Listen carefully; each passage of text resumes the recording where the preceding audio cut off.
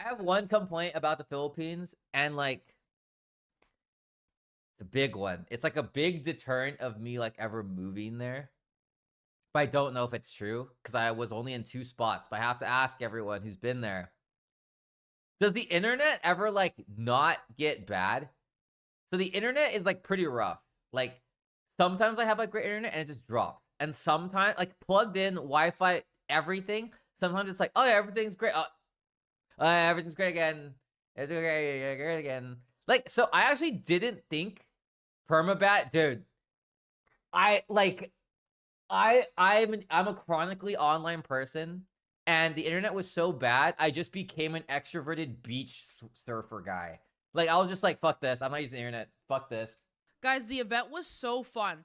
We woke up at like 7 a.m. and got home back at like 10. And on top of that, we had to go to the club after.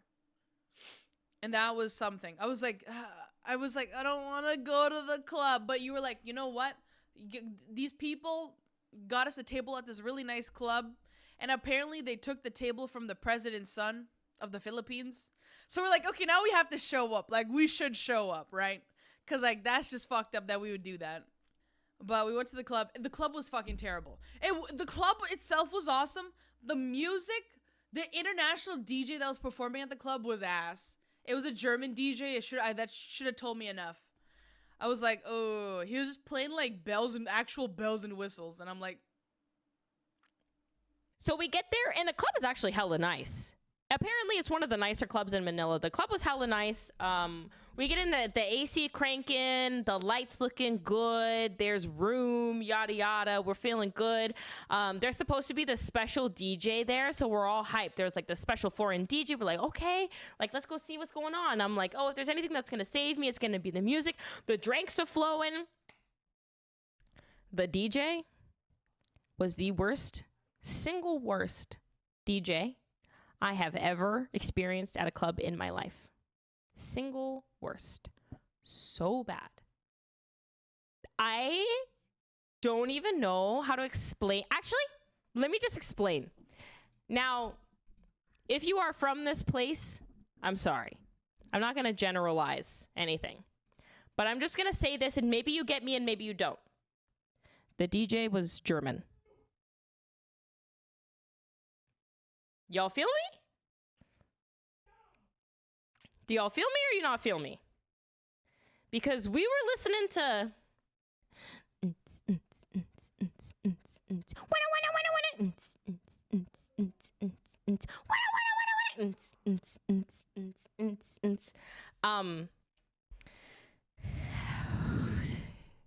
It was bad. It was just really bad. Second day we woke up and we celebrated Broden's birthday for 5 days in a row.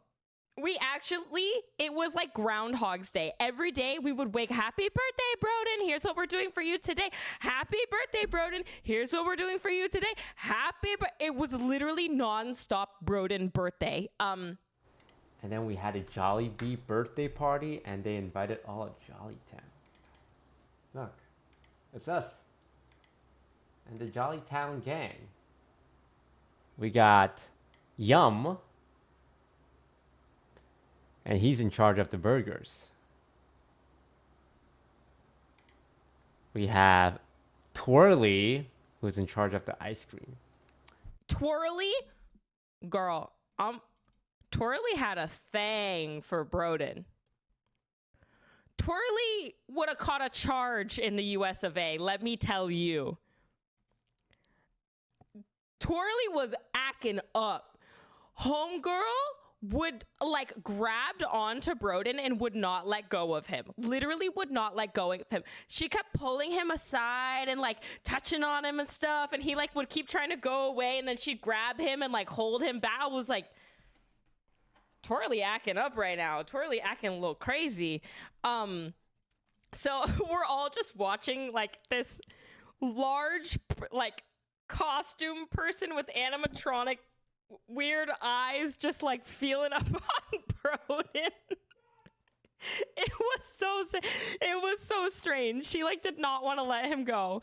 So yeah, she was a little sus. We all kept an extra eye on Twirly. She was a little sus. Yeah, the 35-year-old man in the costume. So that's what we were trying to debate. We were like, do you think that this is a really old man, or do you think it's like a young woman in twirly who's like attracted to Broden, or is it just like some old fucking dude? We have Popo. He's in charge of the fries. You can tell since he has hair that looks like fries. There's Hetty Spaghetti. Her hair is spaghetti-like. And then this best friend Jollibee. Who's a bee?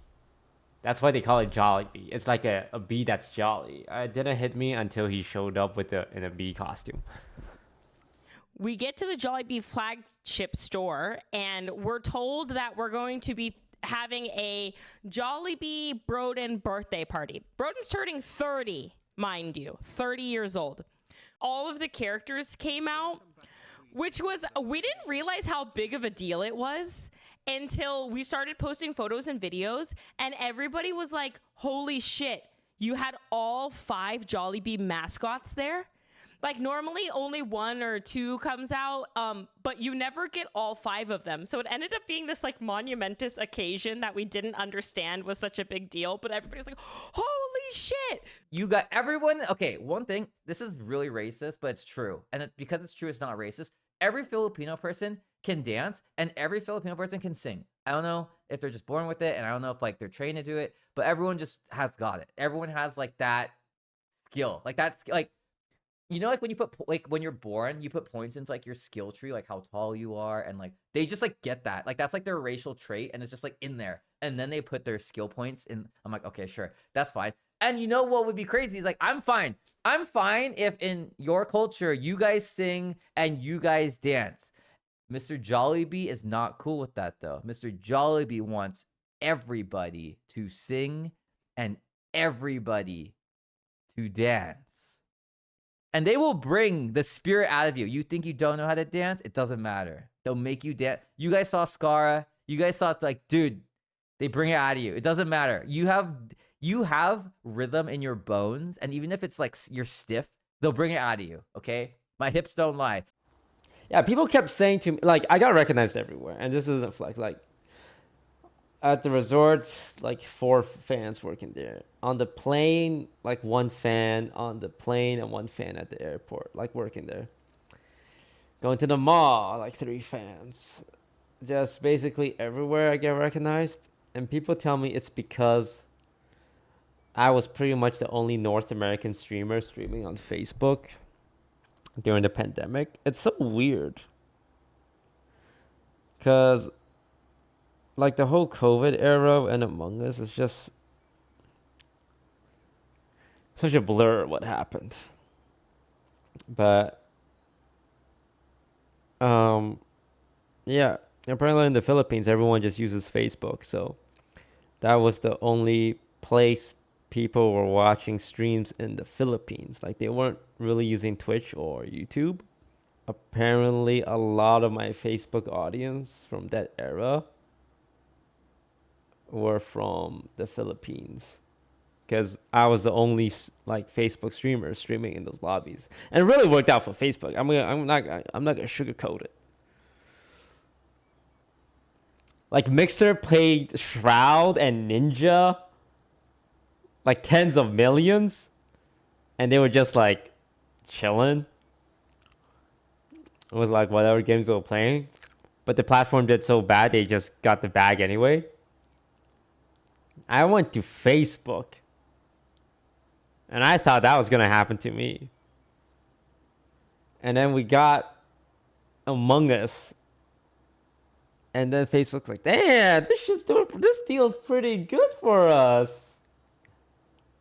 Look at these numbers. You know what, Toast? You know, keep streaming. You're keeping a platform alive." And I streamed 2 years.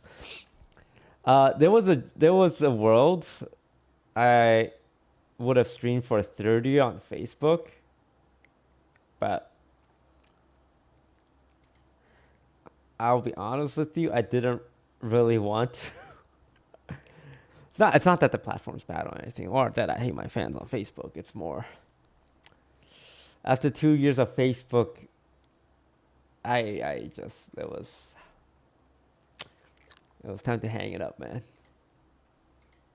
Those I only discovered Twitch because you switched from Facebook. Yeah, I hear that a lot. A lot of people came up and told me that the reason why they know about streamers in the Philippines is because I was the Facebook streamer and I was like essentially telling them about like Twitch streaming, YouTube streaming, or just game streaming in general. Like they didn't know Twitch or YouTube had streaming. They just knew Facebook. And that's all the only platform they watched. So that was pretty cool to hear. There was this restaurant and we didn't know if it was good or not. So we went on Yelp and the Yelp was like a 3.6. I'm like, oh, what the fuck? I'm not gonna eat here at a 3.6. Turns out no one uses Yelp in the Philippines. They use Facebook. So we look up on Facebook and it has a 4.8.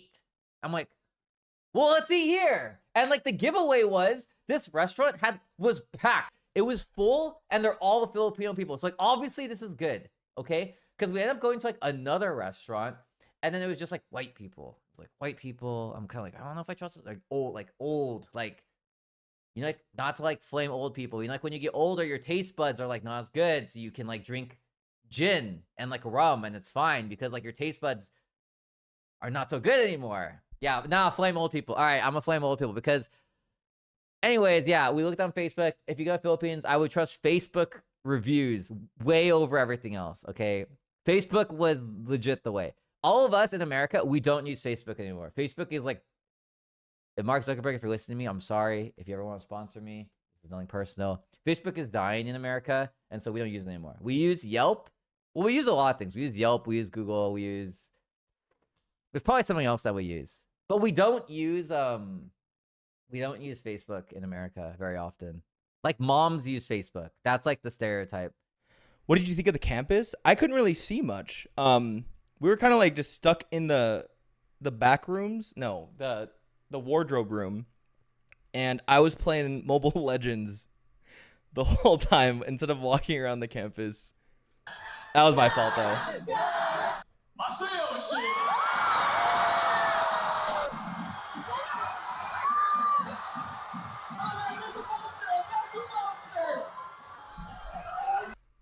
I got so distracted here. Someone had a sign that said, I'm 12. And then he asked me a question and I didn't I couldn't like understand what he said because I was like looking at. Wait, what did he say? John, can I limit test here? There's a message for you there.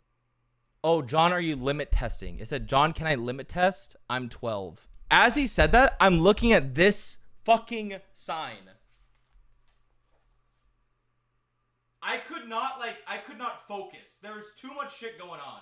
I am not meant to be on stage. The host kept asking me shit, but I kept getting distracted and looking at shit.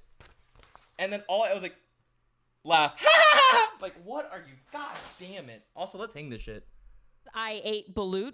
It actually wasn't bad. So I don't like eggs.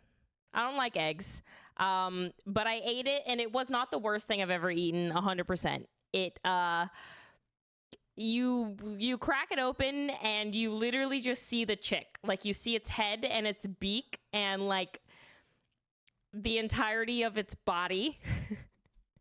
So you peel it and then you like pour some vinegar in it and you slurp the vinegar out. And the vinegar and also the juices of the baby chick or something like that. And that just tastes like nothing. It just tastes like a little soupy vinegary. But then he tells me to bite into it and I didn't really know where to bite. But I think I bit the wrong part because for whatever sick fucking reason, I decided to eat its head first. Which is funny because when Peter ate it, they told them not to eat that. They were like, oh, don't eat that part. Don't eat that part. But they didn't say anything to me. So the first thing I ate was the white hard part that you're not supposed to eat. So I'm like, oh, you know, but I'm keeping it cool. I'm like, oh, this is just like not what I expected. So I ate its head. I eat this Filipino delicacy, right, that I've heard so much about. And then I go to the fan meet. And you want to know what basically everyone says to me? Oh my God, I can't believe you ate balut. Like, you were so brave. Even I've never had that. I kid you not, 100 people said that to me. 100 fucking people said that to me. I was like, no fucking way. No fucking way. Y'all had me up there on stage eating a baby chicken. Your delicacy that everybody's had. And then everybody comes up and says, nope, I've never had that. During like the meet and greet, we were signing autographs and stuff.